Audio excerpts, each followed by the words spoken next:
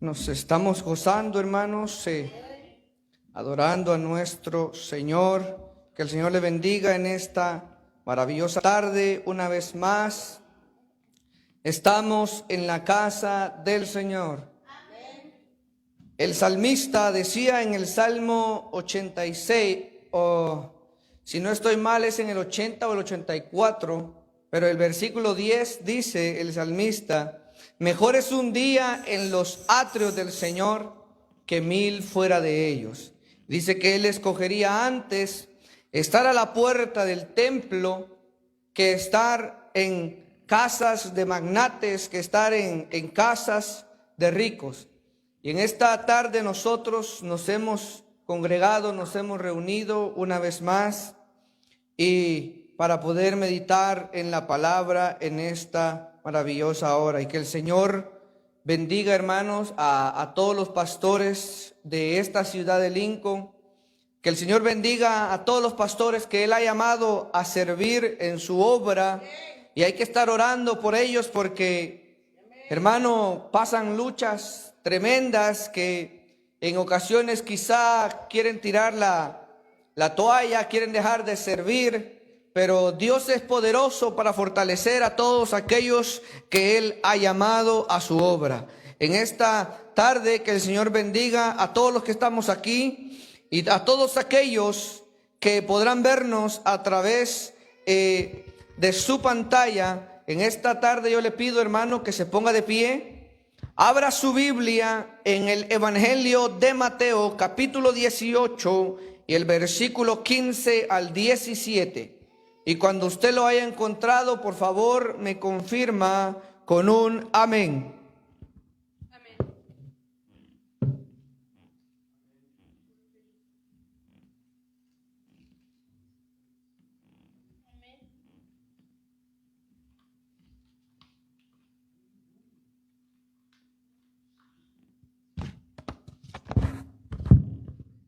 Mateo capítulo 18, verso 15 al 17. Dice la palabra del Señor, la leemos honrando al Padre, al Hijo y a su Espíritu Santo. Y dice: por tanto, si tu hermano peca contra ti, ve y repréndele estando tú y él solos. Si te oyere, has ganado a tu hermano. Mas si no te oyere, toma aún contigo a uno o dos, para que en boca de 2 o 3 testigos conste toda palabra. Si no los oyere a ellos, dilo a la iglesia. Y si no oyere a la iglesia, tenle por gentil y publicano. Oramos. Padre, en esta tarde, en el nombre de Jesús, nos presentamos delante de tu presencia, al trono de la gracia. Entramos, Señor, oh Dios, mediante tu Hijo amado Jesucristo hasta tu presencia. Padre, te pedimos que seas tú hablándonos por medio de tu palabra. Te pido, oh Dios, que seas tú guiándonos a toda justicia y a toda verdad. Y que esta palabra que hablemos, oh Dios, y que tú quieres hablar a nuestra vida, nos pueda edificar y podamos salir de aquí nosotros con una nueva mentalidad, con un nuevo concepto, con una nueva situación en nuestra vida, y así poder nosotros caminar conforme a tu palabra. Habla a nuestros hermanos que podrán vernos también, oh Dios, en el nombre de Jesús te lo pido, Padre, amén y amén. ¿Pueden sentarse, hermanos? En esta tarde he titulado esta prédica la disciplina bíblica. Diga conmigo, la disciplina bíblica.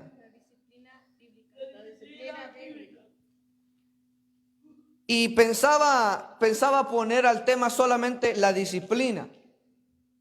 Pero mientras meditaba en el tema, yo me he dado cuenta de que a veces en las iglesias hay disciplina que es bíblica, pero a veces hay disciplina que no es bíblica. A veces hay disciplina que solamente son reglas humanas, que solamente son conceptos o mandamientos humanos, que quizá puedan beneficiar a cierta congregación, pero que no son bíblicas. Ahora, pero quiero meditar en esta tarde sobre la disciplina bíblica, porque si hablamos de la disciplina bíblica, estaremos hablando de la disciplina que debería aplicarse en toda iglesia de Dios, en toda congregación. Ahora, la disciplina es el proceso para corregir el comportamiento, a veces pecaminoso, entre los miembros de una iglesia local. La disciplina es el procedimiento para corregir el comportamiento pecaminoso entre los miembros de una iglesia local. Ahora, la disciplina tiene un propósito, y el propósito es, número uno, de proteger a la iglesia, pero también de restaurar al pecador para que camine rectamente con Dios.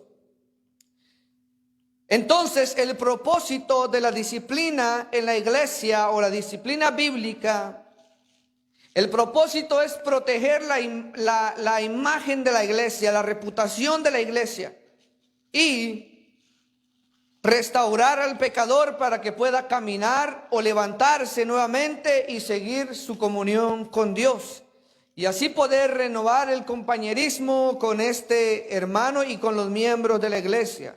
Ahora, la disciplina en algunos casos, hermano, puede llegar hasta la excomunión, que es la separación formal de un individuo de la membresía de la iglesia y la separación informal de esa persona o de ese hermano. O sea, la disciplina puede llegar hasta un caso de que a esta persona que no quiere aceptar la disciplina, la iglesia tiene la autoridad de poder excomulgar a esta persona o de poder sacarla de la iglesia. Ahora, eso es algo que a nuestros ojos puede parecer tremendo. Eso es algo que para nosotros puede ser estricto. Pero déjeme decirle, amado hermano, que eso es lo que Dios ordena para su iglesia, en lo que tiene que ver con la disciplina. Y le voy a poner ejemplos de cómo la disciplina en algunos casos tiene que llegar hasta la excomunión, sacar a esta persona. Ahora, si usted ha leído el Antiguo Testamento, en el Antiguo Testamento se repite constantemente: saquen o maten a esta persona para que el mal sea quitado de en medio de Israel, dice. Siempre que se mataba a alguien era para que no volviera a pasar, o para que el mal se quitara delante del pueblo de Dios, o en medio del pueblo de Dios. Ahora, he tomado como referencia el Evangelio de Mateo 18:15, porque en el capítulo 18, Cristo está hablando. En todo el capítulo, Él comienza en el versículo 1 del capítulo 18, dice que los discípulos se le acercaron y le preguntaron a Cristo: ¿quién es el mayor en el reino de los cielos? Cuando se acercaron a Cristo, entonces ellos le hacen esta pregunta de quién es el mayor en el reino de los cielos. Y dice que Cristo, llamando a un niño, dice, lo puso en medio de ellos y les dijo que si nadie se vuelve como aquel niño, no podrían entrar en el reino de los cielos, o no podrían heredar también el reino de los cielos. Y después de que Cristo habla de que debemos ser como niños, Cristo en el versículo 6 comienza también a hablar de las ocasiones de caer, o sea, de los tropiezos que pueden venir a nosotros. Y dice en el versículo 6 de ese capítulo que cualquiera que haga tropezar, dice, a uno de estos pequeños. ¿A qué pequeños? A los niños que él había hablado en versículos antes. Cristo dice, cualquiera que hace tropezar a uno de estos pequeños, dice que es mejor que se lance al mar con una piedra de molino en el cuello. Ahora, Cristo después de decir eso, después de Cristo hablar eso, se pasa en el versículo 10. Y en el versículo 10 Cristo comienza a hablar de la oveja perdida. Cristo comienza a hablar y comienza a decir en el verso 10, mirad que no menospreciéis a uno de estos pequeños. ¿Qué pequeños? De los que él habló en el versículo 6 y de los que él habló cuando los discípulos le preguntaron acerca de quién sería el mayor. Ahora, Cristo viene y pone el ejemplo de la oveja y dice que qué hombre que ha perdido una oveja, o que su oveja, que esta persona tiene 100 ovejas y dice que una de ellas se descarría, ¿acaso dice no va a dejar las 99 y va a ir a buscar la oveja que está perdida? Cristo les hace esta pregunta y dice, y que él dice que va y la busca, y dice que la encuentra por los montes, y dice que cuando la encuentra, dice que él se regocija por aquella oveja. Porque se regocija, ¿por qué? Porque la ha encontrado, y dice que él se regocija más por la que había encontrado que por las 99 que tenía en el redil. Ahora, y él dice en el versículo 15, entonces él dice, por tanto. ¿Se acuerda que nosotros ya hemos analizado o le he explicado a veces qué significa solamente esa palabra, por tanto? O sea, por tanto, o sea, en consecuencia de lo que los he dicho, si tu hermano peca, Cristo compara al hermano que peca como aquella oveja que se descarría. Y dice que él, como buen pastor, dice que el buen pastor dice que va y busca a la que está descarriada. Entonces Cristo les dice un ejemplo y les dice, y por tanto entonces, si tu hermano peca contra ti, ve y repréndele estando tú y él solos. Acá en el ejemplo que Cristo pone, vemos 3 procedimientos que se requieren en la disciplina. 3 procedimientos que son los que Cristo pone, o sea, 3 pasos. Primero Cristo dice en el versículo 15, primero ve tú y él solo. Si tú ves a tu hermano pecar, o si él peca contra ti, ve y repréndele estando tú y él solos. Repréndelo. O sea que si alguno de nosotros como hijos de Dios vemos a nuestro hermano en Cristo que está en pecado o ha cometido una falta, nuestro deber es ir y hablar con el hermano nosotros solitos. Es ir y hablar con él, hacerle ver que está en pecado y que la Biblia dice que es necesario que se aparte de su pecado y que venga nuevamente. Ahora, y dice Cristo que si no hace caso, cuando uno habla uno a uno, uno solo, si no hace caso, dice entonces tómate a 2. Toma a 1 o 2 para que en boca de 2 o 3 testigos dice conste toda palabra. Porque en el Antiguo Testamento así se hacía. Se llevaban testigos para que todo fuera aún más certero. Ahora, Cristo dice, si no hace caso, si no te hace caso a ti, supongamos que yo he pecado y alguno de ustedes me ve que yo estoy pecando. El deber suyo es venir y hablar conmigo, usted conmigo. Porque usted me ha visto, porque usted ha visto que yo estoy mal delante de Dios. Usted va a venir y va a hablar conmigo y me va a exhortar, me va a corregir. Pero si yo no quiero hacerle caso a usted, entonces como usted ya ha visto que yo estoy mal delante de Dios, usted va a ir y va a traer a otros 2 hermanos de la iglesia o hermanos quizá de otra iglesia, pero que sean hermanos. Entonces usted los va a traer y los trae, pero el propósito de usted ir a traer a estos 2 hermanos no es porque usted quiere ponerme en mal, no es porque usted quiere regar un chisme, sino es porque usted quiere restaurar mi vida. Así como Cristo dijo, que dice que si ves a la oveja que se descarría, dice Cristo el pastor, él va y va a buscar la oveja. Y dice que cuando él la regresa, dice que él regresa con alegría porque se regocija porque la ha encontrado, la ha vuelto a traer. Ahora, si nosotros vemos eso, el propósito es, como ya le dije, restaurar al pecador y para que vuelva a tener su comunión con Dios. Entonces, dice Cristo que si no hace caso ni con los 2 testigos o con los 3 testigos, dice que si no hace caso, dice, dilo a la iglesia. O sea, ir a hablar ya con los los líderes en la iglesia y hacerles ver y que lo anuncien en la iglesia que cierto hermano no quiere hacer caso. Y ya cuando eso llega hasta el tercer punto, es porque no hizo caso primero en el primer paso y no hizo caso tampoco en el segundo paso. Pero para llegar a publicarlo en la iglesia hay que hacer los dos pasos anteriores.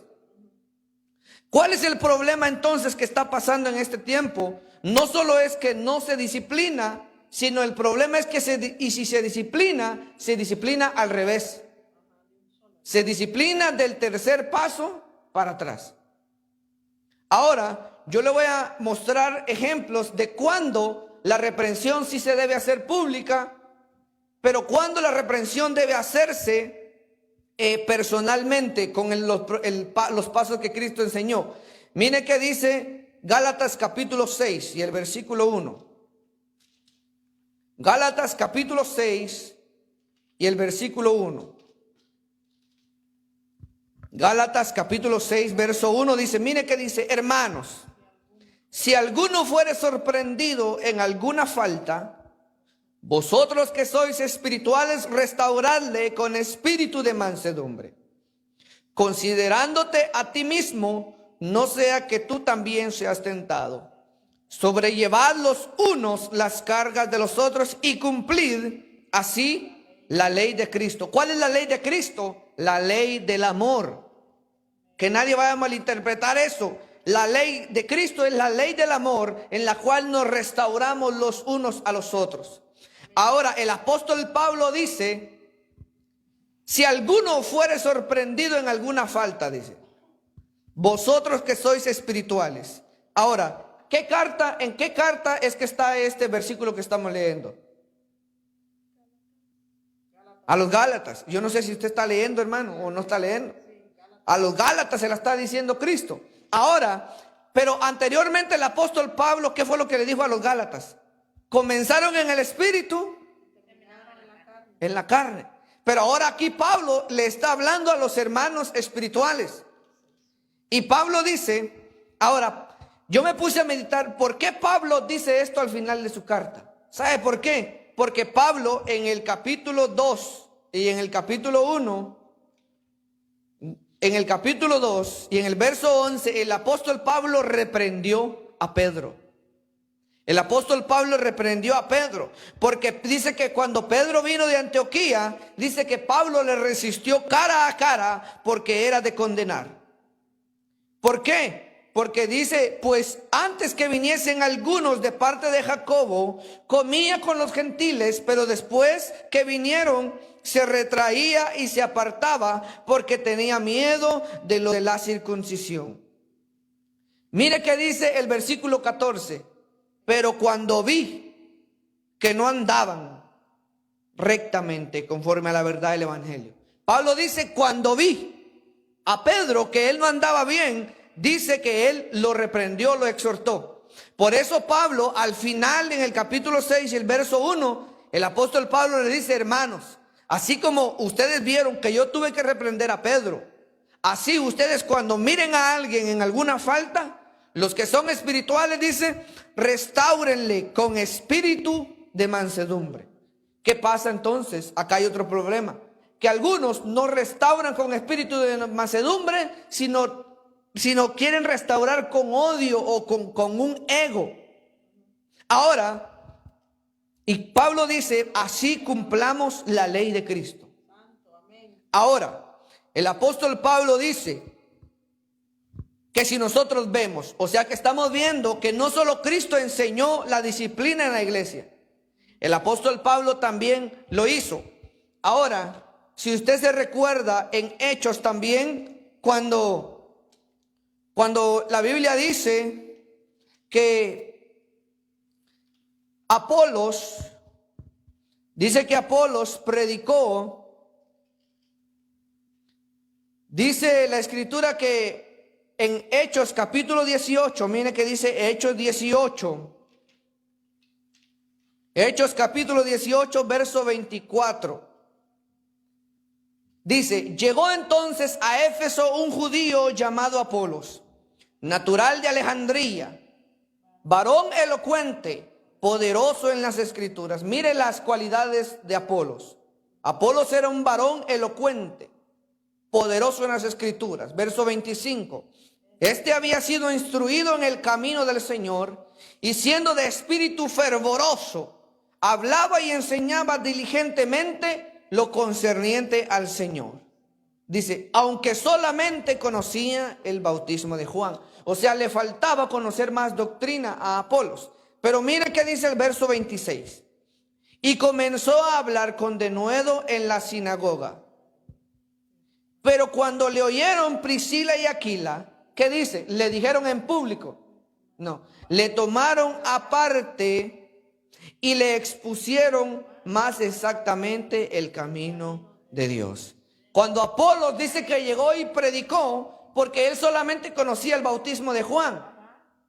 Pero dice que Aquila y Priscila eran unos hombres que habían sido instruidos también. Ellos andaban con Pablo, eran discípulos también de Pablo.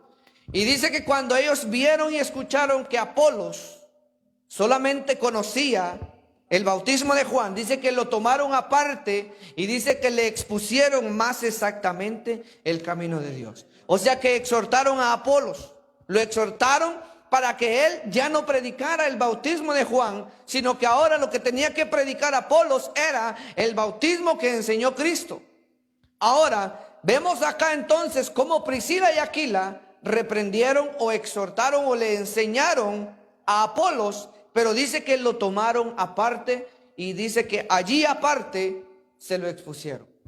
No fueron cuando él estaba en la sinagoga hablando la palabra, no fueron a quitarlo de ahí, para que si fuera en este tiempo le hubieran ido a quitar el micrófono, le hubieran ido a bajar, lo hubieran ido a sentar, pero ellos, como tenían el amor de Cristo, ellos no lo hicieron así, esperaron que Apolos terminara y dice que lo tomaron aparte. O sea que Priscila y Aquila hicieron el proceso que enseñó Cristo. Lo tomaron, dice, a él solito, le fueron a decir. Y es lo mismo que dice Pablo en Gálatas. Ahora, ¿qué pasa? El proceso de la disciplina, déjeme decirle que casi nunca va a ser agradable. O sea, a nadie le gusta que lo disciplinen. A nadie le va a gustar, por ejemplo, aquí nosotros todos hemos sido hijos. Ahora, ¿a quién de nosotros nos gusta o a quién de nosotros nos gustó que nos pegaran nuestros padres? Levante la mano al que le gustaba que le pegaran. ¿Verdad? Si alguien dijera que le gustaba que le pegaran, ha de ser mentiroso después. Pero, hermano, yo no sé si a usted le gustaba que le pegaran. Yo hacía mis travesuras, pero a mí no me gustaba que me pegaran. Cuando me querían pegar yo salía corriendo. Ahora, ¿qué pasa? Aquí ya mis hermanos ya se están identificando también, que igual salen corriendo cuando les quieren pegar. Ahora, ¿por qué? Porque a nadie le gusta ser disciplinado. A nadie le gusta cuando viene el cincho. Ahora, ¿pero por qué es que viene entonces, como dicen, la correa, dicen algunos? ¿Por qué entonces cuando la disciplina viene no es tan agradable? Porque así como un padre, hermano, jamás se deleita en tener que disciplinar a sus hijos. Yo no sé si usted, acá ahorita los que son padres, por ejemplo, los que son padres, ¿acaso el papá cuando le va a pegar al hijo le pega riéndose alegre? ¿Verdad que no? Le pega también hasta con dolor. ¿Por qué? Porque no hace caso. Pero si el papá va y le gusta darle duro al hijo, eso sí ya está tremendo entonces. Pero acá dice la Biblia que Dios, porque nos ama, nos corrige. Dice la Biblia. Ahora, así como un padre no está alegre cuando corrige, sino que corrige porque tiene que hacerlo para el bien de su hijo. Ahora, de esa misma manera, Dios nos corrige. Y el propósito de la disciplina, hermano, no es ser malintencionado o no creerse uno más santo que al que se está corrigiendo, sino que más bien la disciplina es la meta de la iglesia. O sea, o sea, la disciplina es la tarea de la iglesia y la meta es que el pecador se restaure. Porque cuando a un hijo le pegan, ¿cuál es la intención del padre al pegarle? Que ya no lo vuelva a hacer. Que haga caso y que ya no lo vuelva a hacer. Pero ¿qué pasa cuando se nos disciplina y no hacemos caso? Nos vuelve a caer otra vez. Y ya no, quizá ya no nos pegan igual, sino se va aumentando el castigo.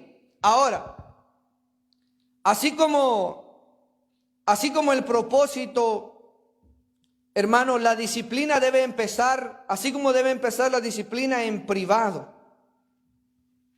Gradualmente se va haciendo pública si el hermano no quiere hacer caso. Ahora, ¿cuál es entonces lo que vamos a aprender nosotros aquí? Pablo dice si alguno, no dice si el pastor mira a otro, no. Dice si alguno, acá todos tenemos que hacer, aquí nadie está fuera de la disciplina.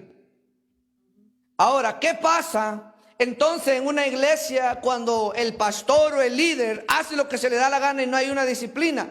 Los miembros ven eso y les da igual. Pero como al líder no lo corrigen, como el pastor, él ha hecho esto y no hay una corrección, hay un desorden en la iglesia, amado hermano.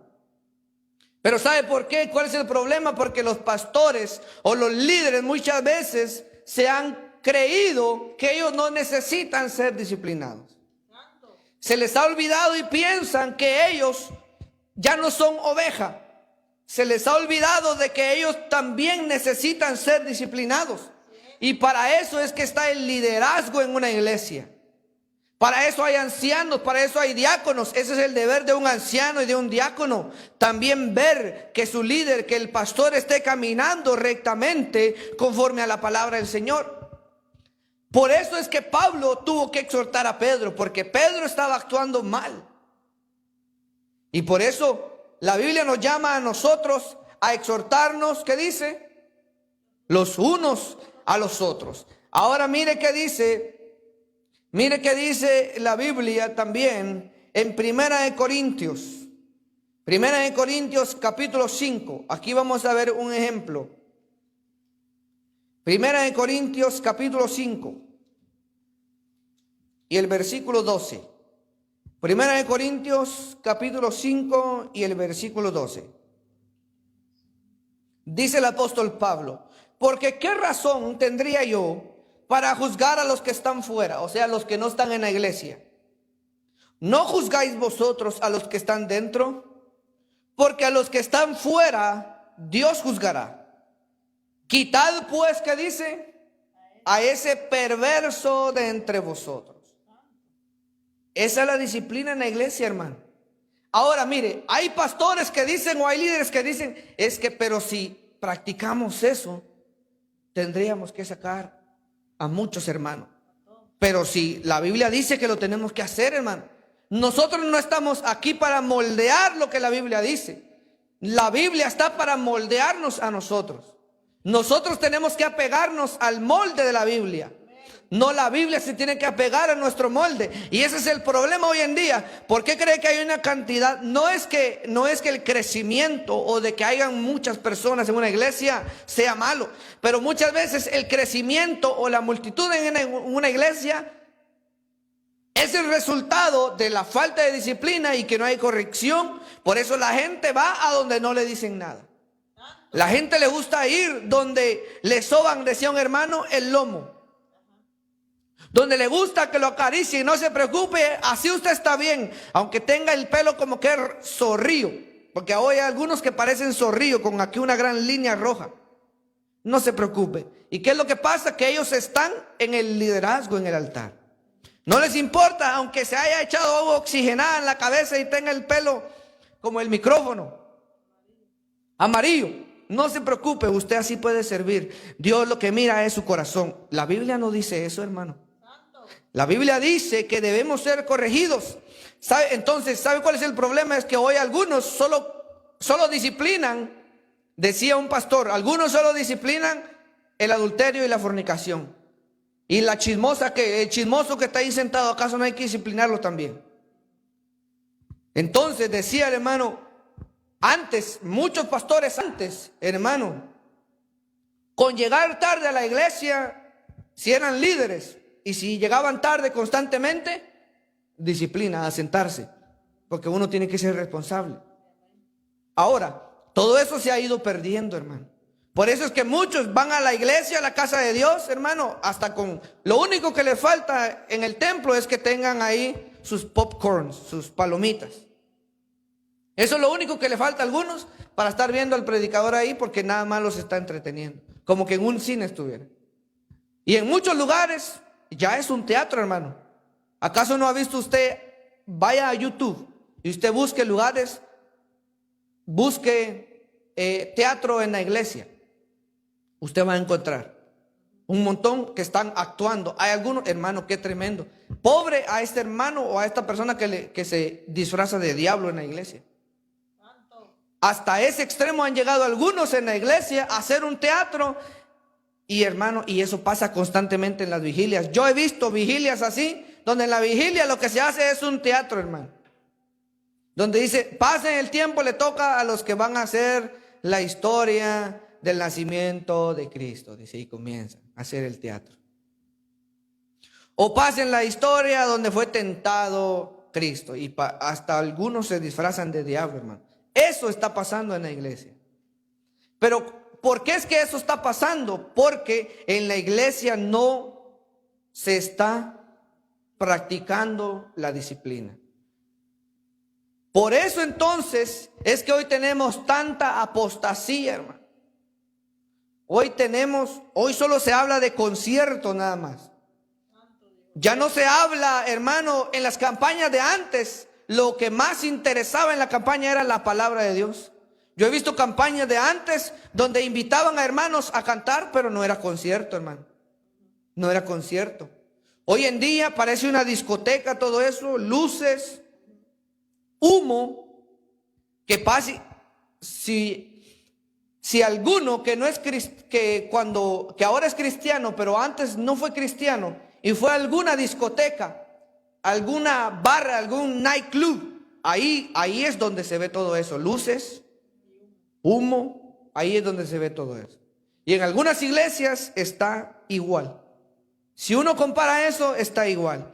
Ahora, es por eso que acá vemos que algunos pastores han dicho, pero es que nosotros no podemos ser así. Tenemos que ser misericordiosos. Sí, hay que ser misericordiosos, pero hay que comenzar el proceso.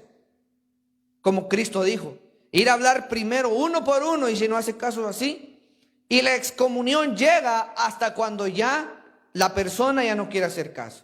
Y por eso Pablo aquí, si usted lee este capítulo 5, acá Pablo está hablando de un muchacho que se estaba metiendo con su madrastra.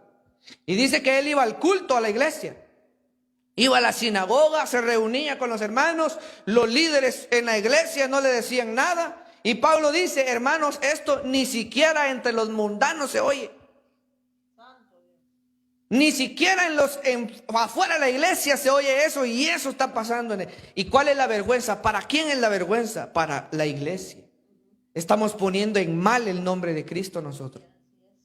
Y por eso Pablo dice, mire que dice 1 Corintios 5:5. Mire que dice, el tal sea entregado a Satanás para destrucción de la carne, a fin de que el espíritu sea salvo en el día del Señor Jesús. Y por eso Pablo dice en el verso 12, hermanos, ¿qué razón voy a tener yo de juzgar a los que están fuera? A los que están afuera no, porque los que están afuera son mundanos. Pero en la iglesia, dice Pablo, a los que están afuera Dios los va a juzgar. Pero a la iglesia dice, quítenme a ese perverso de en medio de ustedes, saquen a ese perverso. Ahora, ¿sabe por qué? Mire, vamos a 2 Tesalonicenses 3:14. 2 Tesalonicenses capítulo 3. 2 Tesalonicenses capítulo 3, verso 14 y el 15. Mire qué dice. Si alguno no obedece a lo que decimos por medio de esta carta, ¿qué dice? Mire, a ese señaladlo, y no os juntéis con él para que se avergüence, mas no lo tengáis por enemigo, sino a molestarle como hermano. Mire qué dice Pablo aquí. Si alguno no hace caso a lo que decimos por medio de esta carta, señálenlo, señálenlo, y no se junten con él para que le dé vergüenza. Mire, hermano, ¿será que yo tengo una Biblia diferente que la suya? ¿Verdad que no? Lo mismo que dice mi Biblia es lo mismo que la que usted tiene. Lo mismo que dice en chino, lo mismo dice en español. Lo mismo que dice en italiano, en alemán, en cualquier idioma que usted quiera mencionarme la Biblia, lo mismo dice. Señalen a esa persona y no se junten con él. ¿Y para qué dice Pablo que no se junten con él? Para que se avergüence. Pero dice Pablo en el verso 15, acá hay un consejo y dice, mas no lo tengan por enemigo, sino amonéstenlo como hermano. Ahora, acá hay otro problema también, que algunos llegan al extremo de tener como enemigo a esa persona. ¿Cómo como enemigo? En el sentido de que ya hasta dejaron, hermano, de saludarlo. O sea, una llamada de hermano, arrepiéntase. Pablo dice, amonéstele como hermano. Pablo dice que todavía hay que llamarle hermano, todavía hay que amonestarlo como hermano. No dice amonéstenle y ténganlo como un enemigo. Él dice al contrario, ténganlo, amonéstenlo como hermano. Ahora, la pregunta es, ¿será que es fácil que nosotros practiquemos esta palabra? Yo no sé. Fácil no creo que es, pero imposible tampoco. Tenemos que obedecer esta palabra, hermano, porque a muchos hermanos del diezmo es lo que más hablan, pero nunca mencionan esto de la disciplina. Estos versículos casi nunca los tocan en una predicación, casi nunca, y yo creo que algunos de ustedes es primera vez que lo están leyendo en la Biblia. ¿Y cuántos años llevamos de ser cristianos y nunca habíamos visto ese versículo?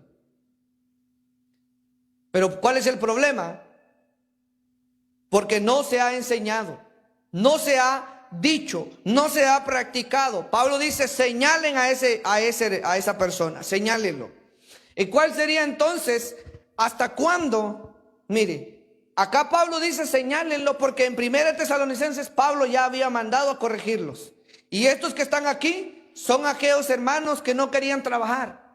Pablo dice, si alguno dice, no trabaja, pues que tampoco coma. Entonces, mire que dice allí mismo en 2 Tesalonicenses 3:10.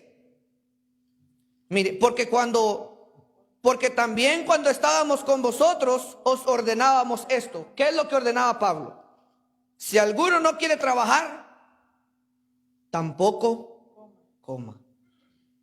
O sea que Pablo está amonestando a los perezosos, a los que solo les gusta pasarse durmiendo, que no quieren trabajar, que no quieren hacer nada. Esto Pablo se los dijo en la primera carta. Entonces Pablo les dice, yo ya les dije eso cuando he estado con ustedes. ¿Acaso yo no he hablado de eso estando con ustedes? Que si alguno no trabaja, que tampoco coma. Y ya luego el versículo 14-15 dice, al que no obedece por medio de esta carta, señálenlo y no se junten con él. Y lo mismo dice Pablo en 1 Corintios, del caso que ya vimos. Pablo dice, yo les he escrito que no se junten con ningún fornicario, ni adúltero, ni hechicero, ni idólatra, que diga que es hermano, pero no se quiere apartar de su pecado.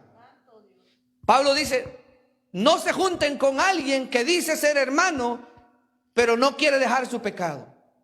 Pablo dice, no les he escrito con los adúlteros que están en el mundo, no. Porque en ese caso, dice Pablo, tendríamos que salirnos del mundo. Pablo dice, más bien, yo les digo esto, que no se junten con alguien que dice ser hermano y no quiere hacer caso, es un adúltero, es un fornicario, no se quiere apartar del pecado. Eso es lo que Pablo dice. Y Pablo dijo en Corintios, sáquenme a ese perverso de ahí. Sáquenme a ese perverso. Estoy diciendo palabra de Dios, amado hermano, en esta tarde. Y por eso Cristo dijo, por eso Cristo puso el ejemplo. Y Pablo también dijo, el tal dice sea entregado ¿a quién? Usted leyó qué es lo que dijo Pablo. A ese sea entregado a Satanás, para que sufra en la carne, dice, y su espíritu sea salvo. Ahora, Cristo entonces dice en Mateo 18, 15 al 17, que hay un procedimiento el cual hay que hacer para disciplinar a alguien. Ahora, en Mateo 18, 15, cuando allí dice, por tanto, si tu hermano peca contra ti, ahí dice peca contra ti, ¿verdad? Ahora, hay manuscritos que dicen si tu hermano peca. Hay manuscritos que no dicen si tu hermano peca contra ti. Porque alguien puede estar esperando que su hermano lo ofenda para ir a reprenderlo. Pero Pablo dijo allá en Gálatas, si miran a alguno en una falta, vayan y repréndanlo. Ustedes que son espirituales, repréndanlo. Entonces ya vimos que si una persona no hace caso, cuando lo corrigen personalmente, hay que tomar testigos y exhortarlo nuevamente. Y si no quiere volver a hacer caso, hay que decirlo a la iglesia entonces, y para que la iglesia sea señalado ya, como dijo Pablo en Tesalonicenses. Señálenlo que esta persona está viviendo en adulterio, señálenlo que esta persona no está viviendo conforme a la palabra de Dios y no se quiere someter a lo que nosotros hemos escrito por medio de esta carta, dijo Pablo. Pero no lo tengan como enemigo, dice, sino síganlo amonestando como hermano. Ahora, y Cristo dijo, si no oyere a la iglesia, en el verso 17. En el verso 17, en la segunda parte, dice, si no oyere a la iglesia, tenle por gentil y publicano. Gentil y publicano significa alguien sin pacto y sin promesa, pero publicano era un recaudador de impuestos del imperio de Roma, y ellos eran considerados como corruptos. ¿Cómo le dicen a aquellas personas que se roban el dinero? Los que están en el gobierno de nuestros países. En Guatemala hay un montón de diputados y presidentes corruptos que se roban el dinero. En El Salvador, en cualquier país, en Estados Unidos también. Ahorita estamos viendo que aquí no hay democracia, cómo entraron estos seguidores y destruyeron el Capitolio. Eso solamente es la imagen o el resultado de la corrupción que hay. Y por eso en muchos de nuestros países hay tanta pobreza, porque los gobernadores son como estos, como publicanos, son corruptos. Y Mateo era especialmente uno de ellos. Mateo era un recaudador de impuestos. Dice que Mateo estaba recaudando impuestos cuando Cristo pasó y dice que le dijo, sígueme. Y dice que Mateo, lea usted la historia, como Mateo, cuando Cristo lo llama. Por eso a Cristo lo señalaban y le decían, a él se junta con pecadores y publicanos. Pero Cristo se juntaba con ellos no porque eran pecadores, sino porque Él los estaba restaurando. Él los estaba cambiando. Él los estaba transformando. Es como cuando están remodelando una casa que ya está vieja, la están volviendo nueva nuevamente. La están dejando bonita otra vez. Eso es lo que Cristo hace con nosotros. Por eso dice la Biblia, de modo que si alguno está en Cristo, nueva criatura es. Las cosas viejas pasaron, ahora todas son hechas nuevas. Entonces en Cristo, ahora vemos que los que no quieren hacer caso, ténganlos como diciendo, Mateo dice, al que no hace caso, ténganle por una persona que está fuera de los pactos de Dios, que está fuera de las promesas de Dios. Porque los gentiles no eran parte del pueblo de Dios. Dios había hecho pacto ¿con quién? Con Abraham. Y el pacto, la señal del pacto era la circuncisión. Y todos los circuncidados solamente eran del pueblo de Dios. Pero el pacto era un pacto que iba a ser marcado por la fe y no por las obras de la ley. Entonces, por eso que ahora nosotros, acá Mateo dice que al que no hace caso, ni en el primer paso, ni en el segundo paso, ni en el tercer paso, a ese ténganlo como un gentil o un publicano. Ténganlo como un corrupto, como uno de esos cobradores de impuestos que se lo roban solamente, que viven en corrupción. Ahora, la disciplina, hermano, En ocasiones, o la mayoría de veces, algunas veces la disciplina tiene éxito. Pero algunas veces la disciplina, hermano, no tendrá éxito. No tendrá éxito, ¿en qué sentido? En que a la persona que se está corrigiendo no va a hacer caso y va a querer seguir viviendo en su pecado. Entonces, lo maravilloso de la disciplina es la meta o el propósito de la disciplina es que el hermano sea restaurado, hermano. Ese es el propósito. Y mira que dice Segunda de Corintios capítulo 2 y el versículo 5. Segunda de Corintios capítulo 2 y el versículo 5. Pero si alguno me ha causado tristeza, no me la ha causado solo a mí, sino en cierto modo, por no exagerar, a todos vosotros. Le basta a tal persona esta reprensión hecha por muchos. Así que al contrario, vosotros más bien, ¿qué dice? Debéis perdonarle y consolarle, para que no sea consumido de demasiada tristeza. Mire que dice, por lo cual os ruego que confirméis el amor para con él. Acá se cree que lo que Pablo está diciendo aquí es que al que ellos sacaron en 1 Corintios 5:12 que leímos, que Pablo dijo sáquenlo. Esta segunda carta está dando a entender aquí que esta persona que había sido expulsada se arrepintió y volvió a la congregación. Y acá Pablo dice, hermanos, dice, consuélenlo, perdónenlo, no sea que sea consumido de tristeza. Y dice, por lo cual yo les ruego que confirmen el amor para con él. Porque eso es el núcleo de la disciplina, el amor, hermano. El amor. Por eso Dios dice que Dios al que ama, corrige. O sea que lo que impulsa la disciplina es el amor. Y muchos entonces, ahora hoy en día, tienen un mal concepto del amor. Han pensado que el amor no es disciplinar. Ahora, hermanos, nosotros hemos visto acá cómo a través de estos textos la disciplina es de suma importancia, hermano, en la iglesia. Y como ya le dije, los propósitos o la intención de la disciplina en la iglesia es corregir la falta y restaurar al hermano que ha pecado. También es guardar el testimonio de la iglesia. O sea, que la iglesia no se vea manchada, porque si no, ¿qué van a decir? En aquella iglesia no corrigen el pecado. En aquella iglesia hay gente en fornicación y no les dicen nada. Entonces, por eso la iglesia ha perdido su luz se ha opacado.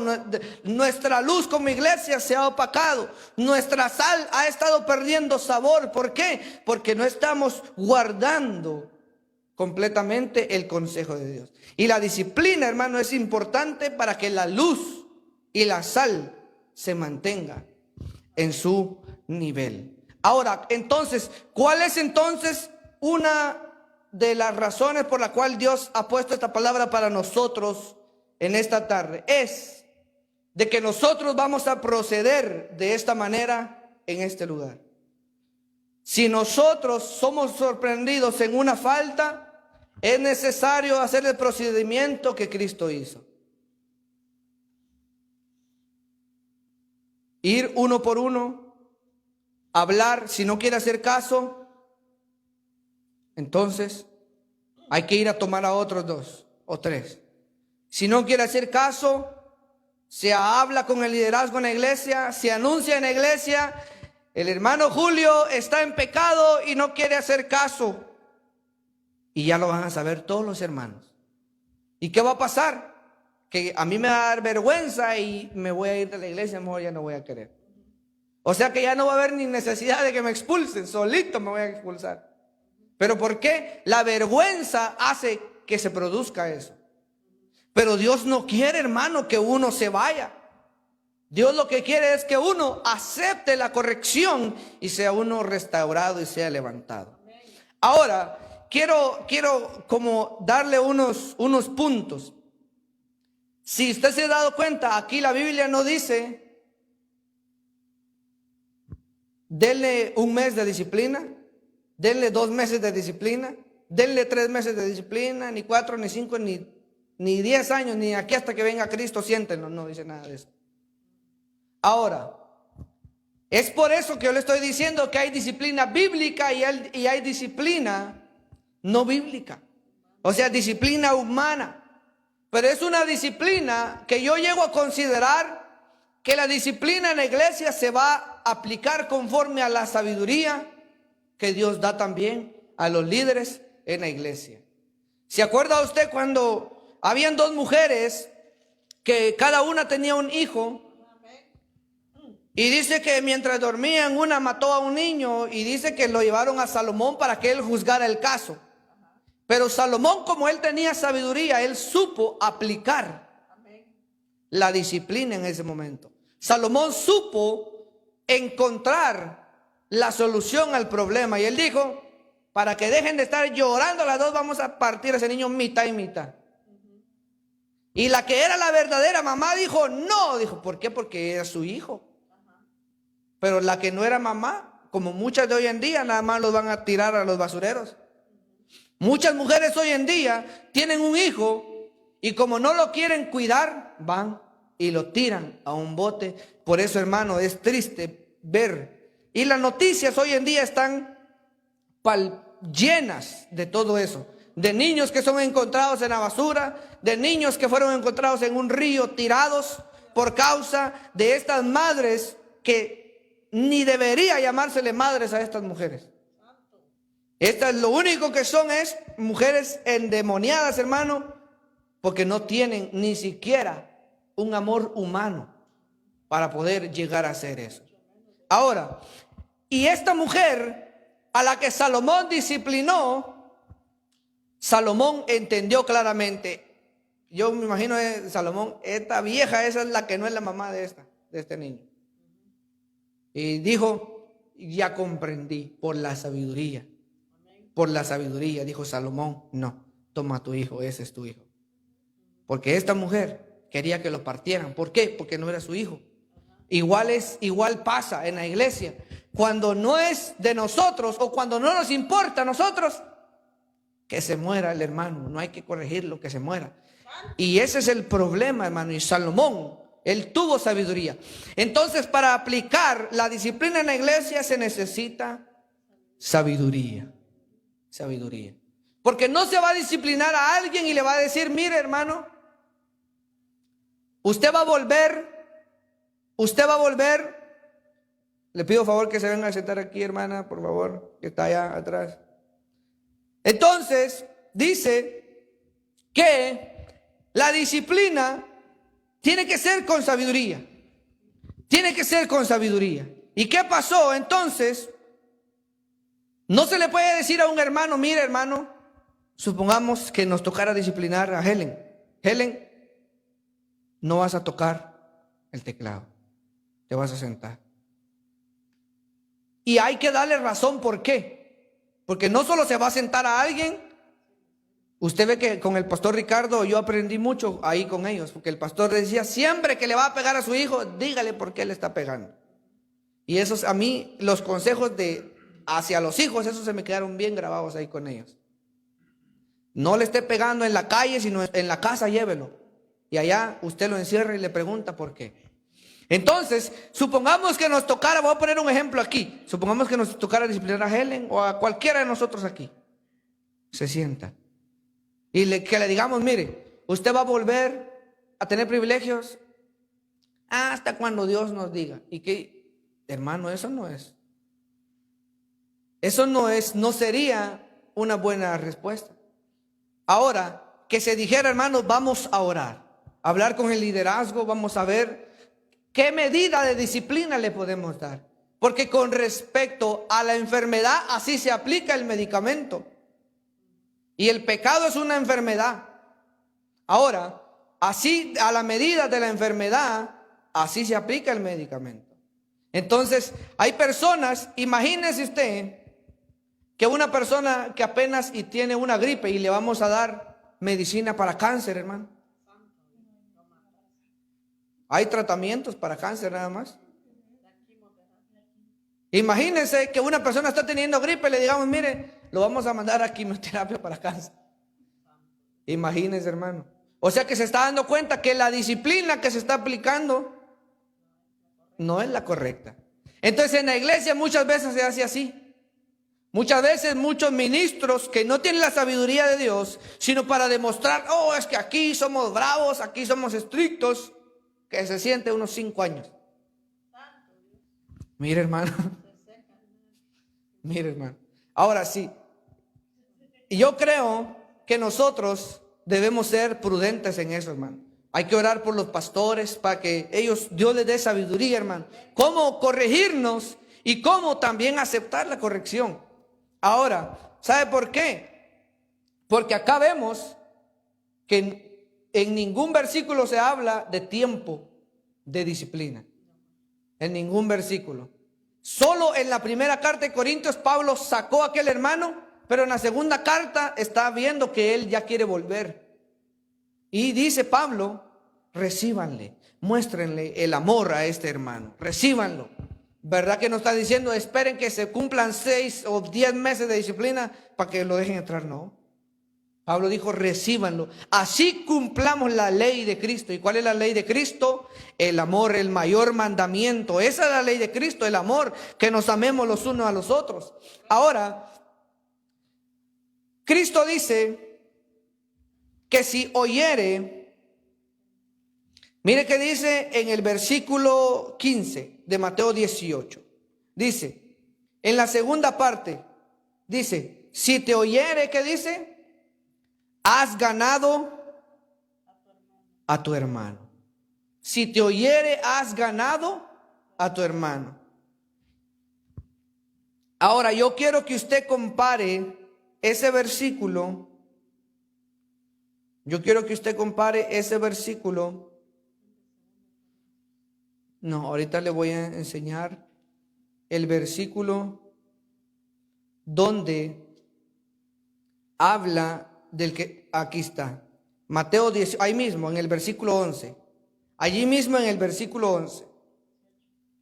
Dice, porque el Hijo del Hombre ha venido para salvar, ¿qué dice?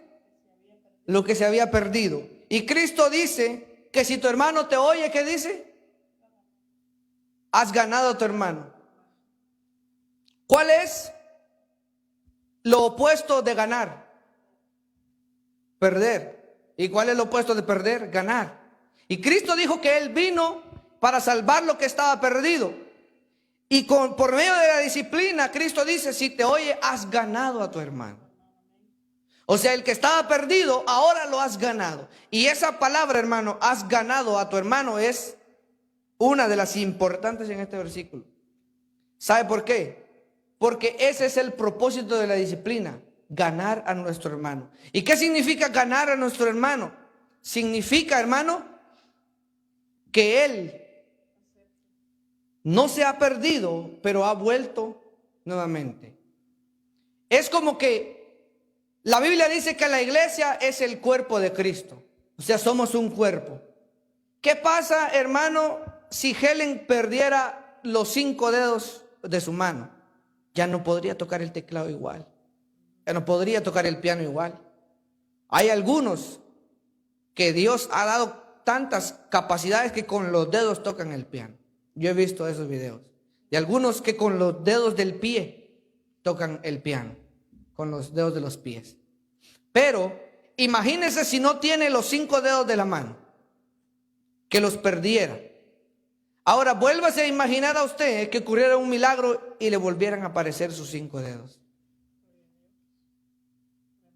Se sentiría feliz, se sentiría alegre. ¿Por qué? Porque sus miembros que habían perdido ahora los vuelve a tener. Y eso es lo que pasa en la iglesia. Es como que si un miembro de nosotros se hubiera perdido, se hubiera quitado. Pero cuando ganamos al hermano, cuando el hermano acepta la disciplina y la corrección, es como que ese miembro volviera al cuerpo nuevamente. ¿Por qué? Porque somos un cuerpo, hermano. Eso es lo más importante, que la disciplina en nosotros sea la restauración de nuestro hermano que se había perdido. Ahora, yo quiero hacerle un par de preguntas. ¿De quién es la tarea de la disciplina? La tarea de la disciplina es de todos, amado hermano. Ahora, ¿cuál es el propósito de la disciplina? Ganar a nuestro hermano y mantener el testimonio de la iglesia. Mantener el testimonio de la iglesia. Entonces, por eso dice la Biblia que por causa de los gentiles, el nombre de Dios es blasfemado. Así que hay una cantidad, hermano, de cosas. Hay una cantidad de cosas que nosotros podríamos meditar con respecto a este tema. Porque alguien se podrá estar preguntando, ¿y qué pecados son los que tenemos que disciplinar? ¿O qué actitudes son las que tenemos que disciplinar? Porque hay lugares, hermanos, donde, por eso le dije que han establecido una disciplina que es realmente regla humana. ¿Y cuál es ese tipo de disciplina? Por ejemplo, le voy a poner un ejemplo de una disciplina humana en iglesias que yo he escuchado y yo sé que así es. Supongamos que los hermanos de la alabanza no vienen media hora antes del culto y no están todas las veces que hay práctica de los hermanos de la alabanza. Hay iglesias donde los que están en la alabanza, si ellos no llegan a las prácticas, son disciplinados y no pueden estar en el grupo de alabanza.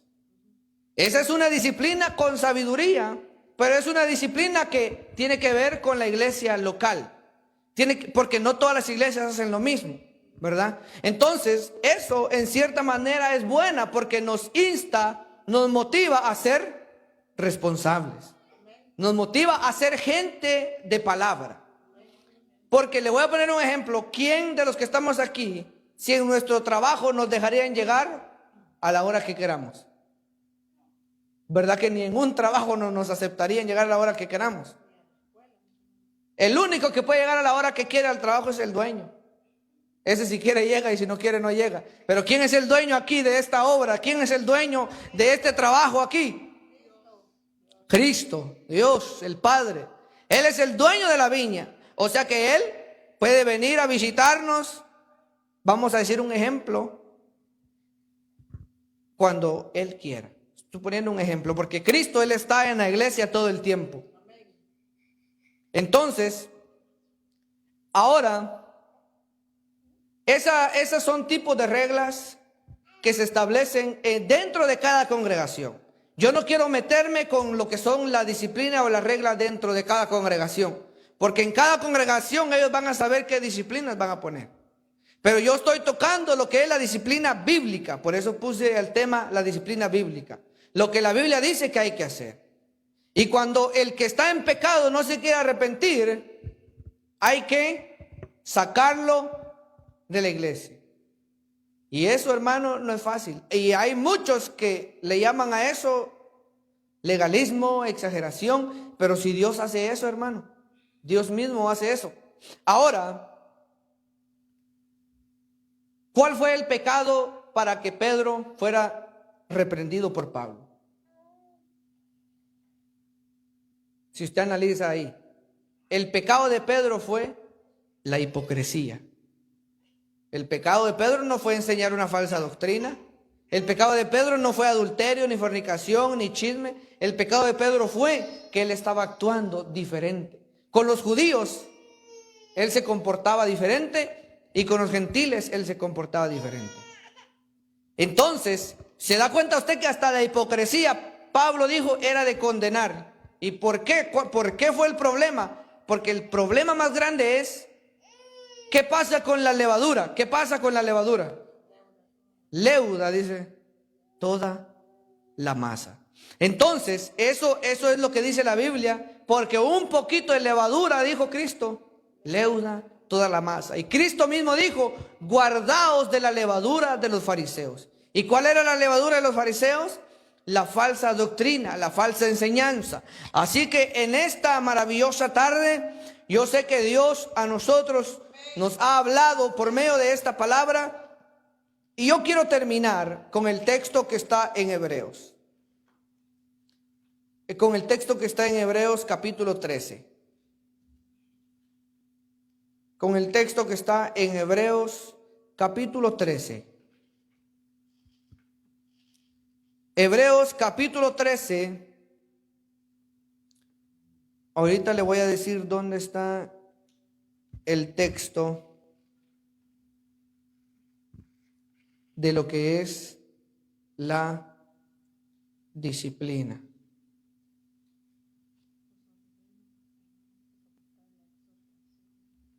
Si usted lo ha encontrado, hermano, ¿me puede decir, por favor, dónde está? Olvidé dónde está este texto, no lo apunté, pero quiero que nosotros lo leamos para terminar con ese texto.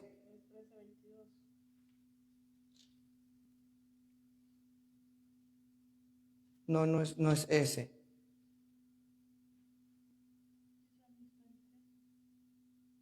Ya está en Hebreos capítulo 12, amado hermano.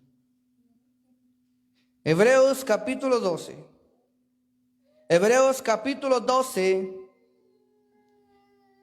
Y vamos a leer el versículo 5 en adelante. Hebreos 12:5. Dice: y habéis ya olvidado la exhortación que como a hijos se os dirige diciendo: hijo mío, no menosprecies la disciplina del Señor, ni desmayes cuando eres reprendido por Él. Porque el Señor al que ama disciplina y azota a todo aquel que recibe por hijo. Verso 7. Si soportáis la disciplina, Dios os trata como a hijos.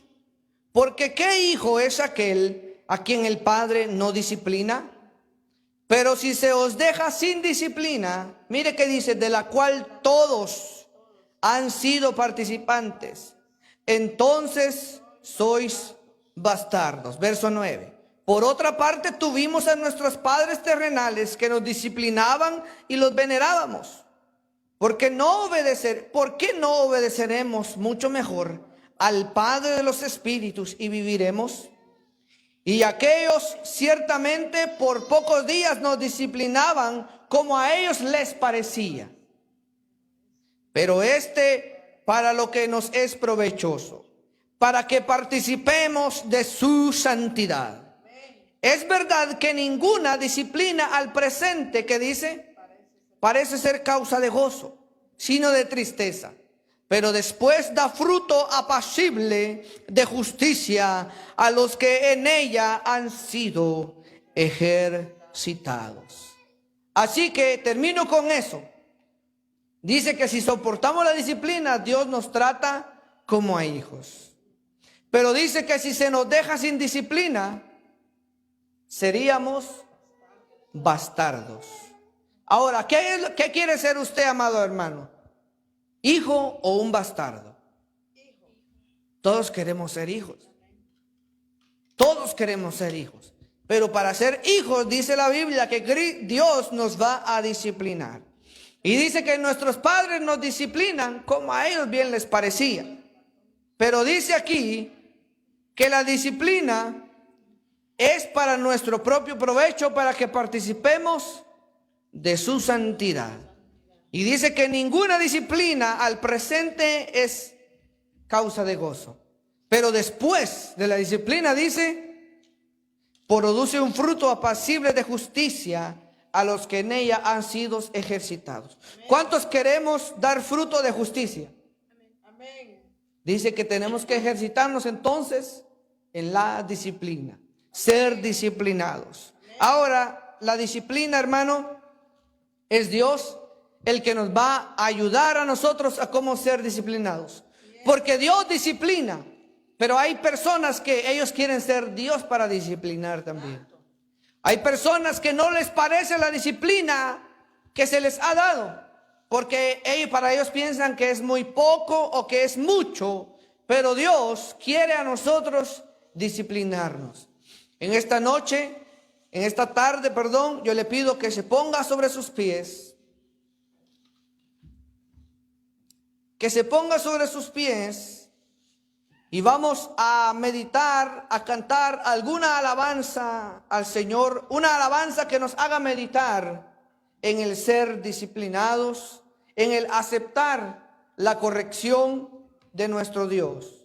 Así que vamos a tratar de meditar en esta tarde en una alabanza que le pido favor ahí a mi hermana Helen que pueda quizá buscar una alabanza que nos ayude a reflexionar, para que nosotros podamos ser ejercitados en la disciplina.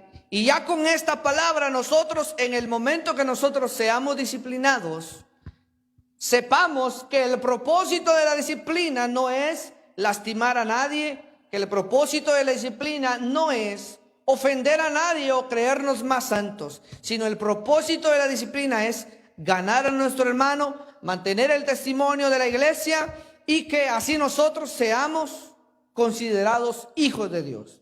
Porque a los bastardos son a los que no se disciplinan. Y los bastardos son los que no reciben esa disciplina, no aceptan la disciplina. Aleluya. Vamos a cantar esa alabanza que dice renuévame, amén. Renuévame, Señor Jesús. Sí, Señor. Renuévanos. No quiero ser igual. Oh, gracias, amado Dios. Ayúdanos a poder aceptar la disciplina, Señor Jesús, y a proceder conforme a lo que tú nos has enseñado, a seguir el procedimiento correcto en la disciplina. porque todo lo que hay dentro de Oh, sí, Señor, necesita ser cambiado, Señor, en el nombre de Jesús.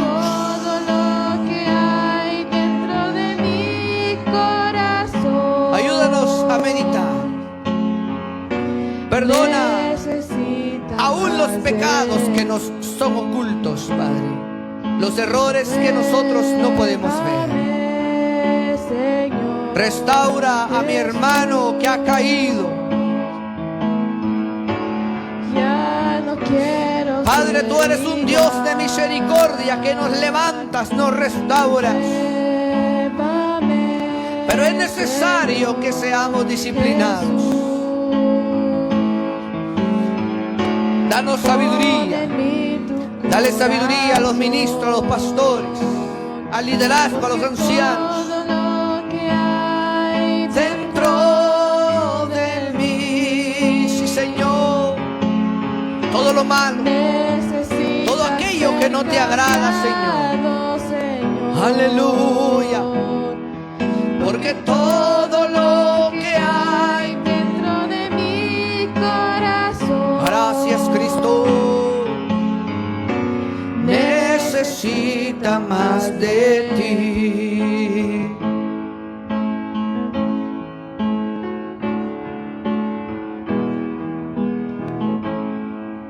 Aleluya.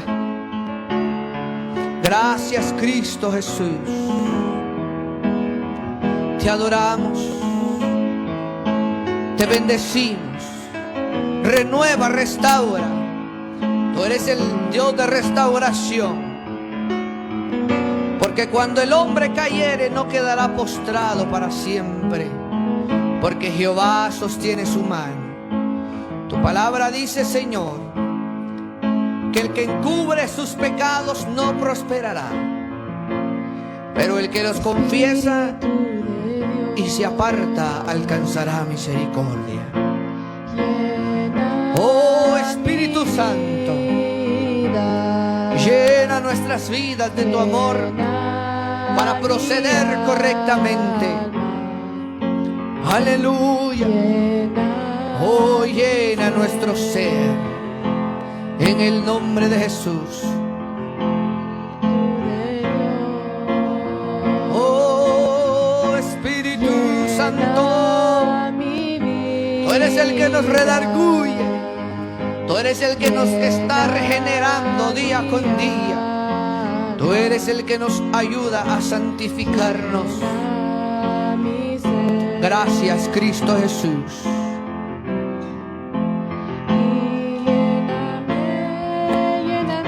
Aleluya. Con tu presencia. Padre, aquel que está dolorido, aquel que está afectado, aquel que está en pecado, redarguye, Padre, y pueda levantarse. Levántalo como aquella mujer pecadora. Oh, que tú le dijiste, vete y no peques más. Vete y no peques más. Aleluya. Con tu amor. Sí, Señor. Vamos a decirle aquella alabanza que dice: si tan solo tocara el borde de su manto. Aquella mujer que tenía el flujo de sangre se atrevió a tocar al Maestro. Se atrevió a poner en obra su fe, porque el Maestro tenía la capacidad y ella sabía que podía perdonarla y sanarla. Aleluya. En el nombre de Jesús. Tocar el borde de su manto. Si tan solo, Señor. Si tan solo. Aleluya. Él está con los brazos abiertos. Pudiera escuchar su voz. Hoy estamos aquí, Señor. Aquí estamos porque tú estás con los brazos abiertos. Solo soy alguien que necesita un toque de Maestro. Gracias, Cristo Jesús. Porque delante de ti solo soy alguien que necesita una mirada de mi Salvador. Aleluya. Dice la palabra del Señor que si alguno viene a mí, dijo Cristo, yo no le echo fuera. Dice la Biblia, a un corazón contrito y humillado no despreciarás tú, oh Dios. En esta tarde, con ese fondo de piano, yo le dejo el tiempo a nuestro hermano Joshua para que nos despida en oración. Que el Señor les bendiga. Puede tomar su lugar.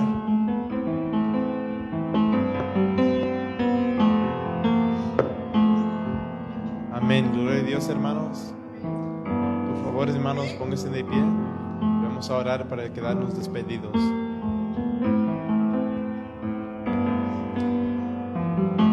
Señor, que estás sentado en tu trono, Señor.